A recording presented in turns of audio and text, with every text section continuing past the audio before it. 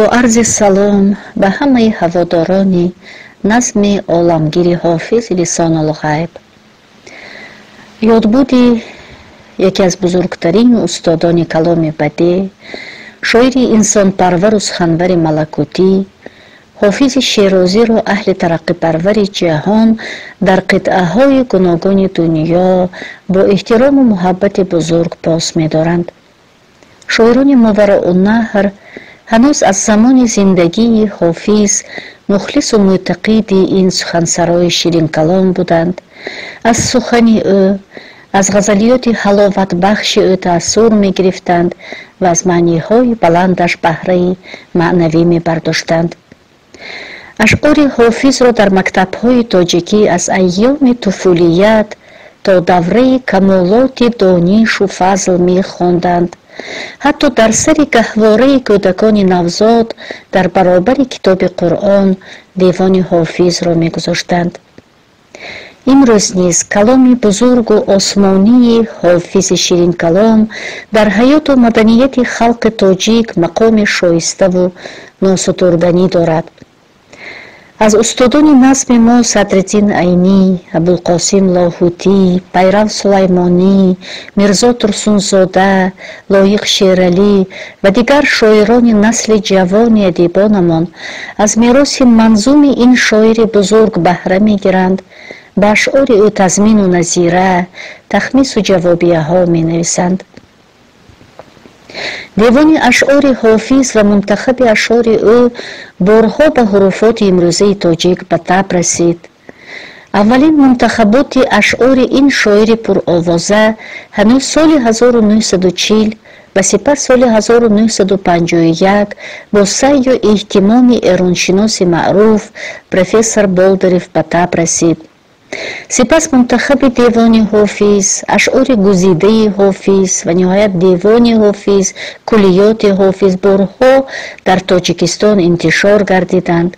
аз ҷумла солҳои 1957, 1967, 1971, 83 ва солҳои баъдӣ аз ҷониби адабиётшиносону шоирони ширинкаломе чун Холиқ Мирзозода, Ҷамшед Шанбезода, Носирҷон Маъсумӣ ва Ҷамшед Шанбезода осори ин суханвари забардаст манзури хонандагони тоҷик гардид. аз охирин нашрҳои осори ҳофиз метавон куллиёти ҳофизро ном бурд ки муқобала ва тасҳиҳи он соли 2001 аз ҷониби Муҳаммадсидиқи Комил ба вуқӯъ пайваст. роҷи ба паҳлӯҳои ҷудогонаи зиндагӣ ва осори ҳофиз дар тоҷикистон таҳқиқоти зиёди илмӣ низ ба анҷом расиданд. инҷо мехостам роҷи ба як маҷмӯъаи мақолоти донишмандони тоҷик ки таҳти унвони ҷашнномаи ҳофиз дар шаҳри Душанбе соли 1971 бахшида ба ҷашни 650-солагии ҳофиз ба нашр расидааст чанд суханӣ гӯям. арзиши ин маҷмӯа қабл аз ҳама дар он аст ки аксари ин мақолот аз ҷониби донишмандони забардасти тоҷик ба қалам омадааст. ин маҷмӯа 13 мақоларо фарогир аст ва дар солҳои 70-уми қарни гузашта армуғони арзандае буд аз номи олимони тоҷик ба истиқболи ҷашни ин шоири фарзона. маҷмӯа бо пешгуфтори олими маъруфи тоҷик Расул Ҳодизода оғоз шудааст ва мақолаҳои донишмандони фарҳехтае чун Турақул Зиҳнӣ, Носирҷон Маъсумӣ, Камол Айнӣ, Ансор Афсаҳов, Владимир Капранов, Раҳим Ҳошим, Наҷмӣ Сайфиев, Алохун Афсазод ва дигаронро дар бар мегирад. ва ба чоп расидани ин маҷмӯа дар Тоҷикистон барои дурусттару амиқтар дарк намудани иҷодиёти ҳофиз, аз наздик шинос шудан бо ашъори рангини ӯ ва масоили дигари иҷодиёти шоир чун маҳорати шоирии ҳофиз дар истифодаи саноати бадиӣ, таркиби луғавии ашъори ҳофиз, робитаҳои иҷодии ӯ бо шоирони дигаре мисли Асириддин Яхсикатӣ, Саъдии Широзӣ ва Хоҷаи Кирмонӣ, роҷи ба мактаби ғазалсароии қарни 14, و علاقه ایجادی حافظ با معاصرانش، تأثیر حافظ در بین شاعران من بعد و مخصوصا با ایجادیات عبدالرحمن جامی و غیره به خواننده تاجیک کمک کلان رسانید. از اون وقت تا این جانب تحقیقات زیاد شایسته دیگری در تاجیکستان به انجام رسیدند که یکی از این گونه اثرها کتاب عبدالغنی میرزایف با نام فانی و حافظ برشمرده می شود. اما نظم چنین شاعر بزرگ که بحر بسی دامنه‌دار بوده به گنجینه تمدن پیشقدم جهان داخل شده است، تحقیقات علمی من بعده بزرگ را سزاوار و انتظار است و من اطمینان دارم که اهل علم و ادب تاجیک در حافظ شناسی سهم ارزنده خیش را خواهد گذاشت.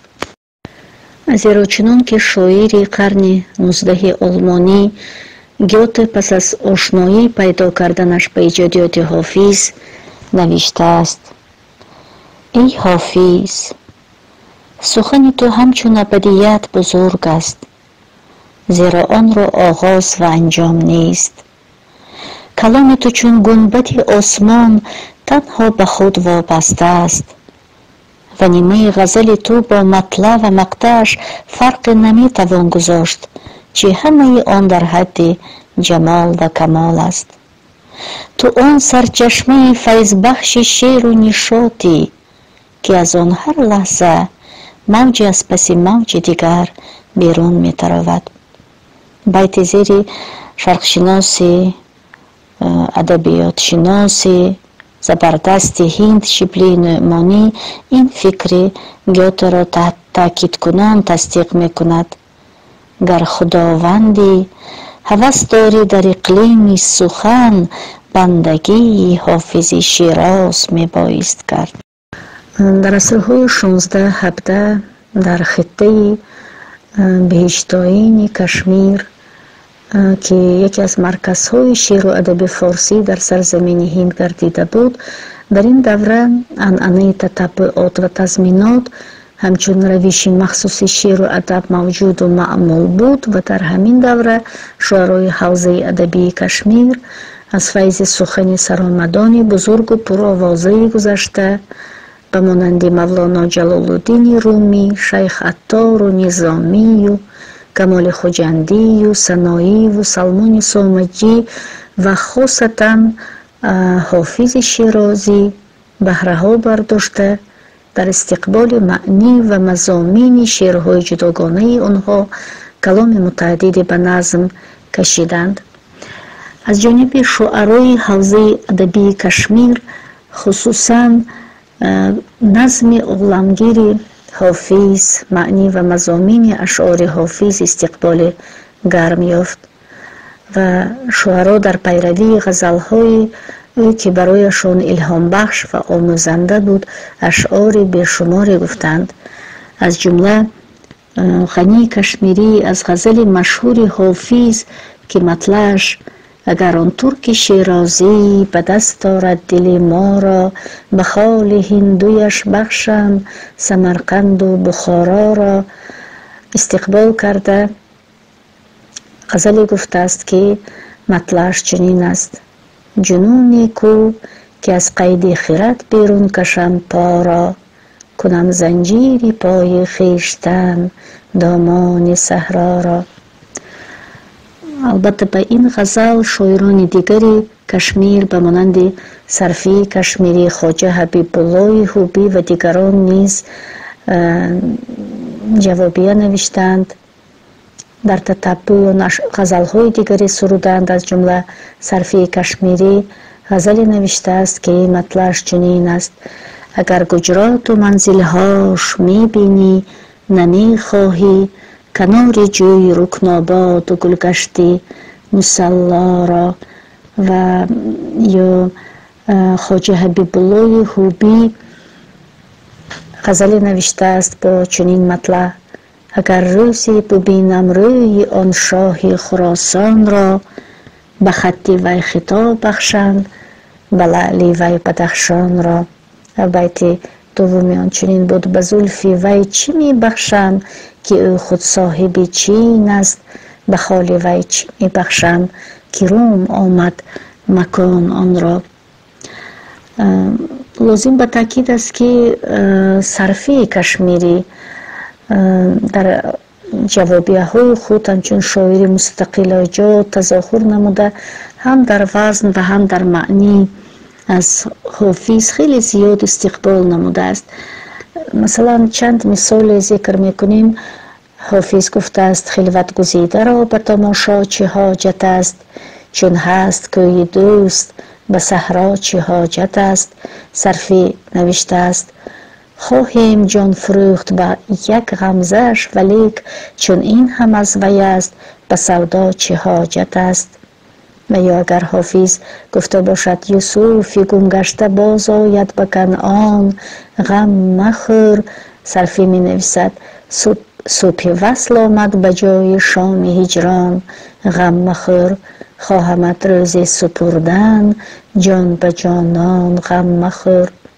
و یا در بیت زیرین مصرع حافظ رو تضمین نموده نوشته است صرفی کشمیری جان حزین دل هم حزین در سینه تنگ است، لیک کلبه احسان شود روز گلستان، غم مخور.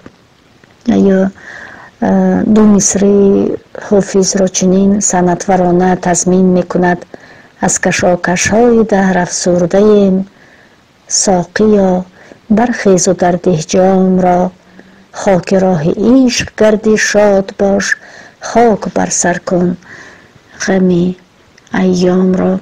همین گونه شاعران زیاد حوزه ادبی کشمیر از فیضان الطاف کلام حافظ بهره‌ور گردیده در تتبع غزلیات وی قوه آزمایی نمودند.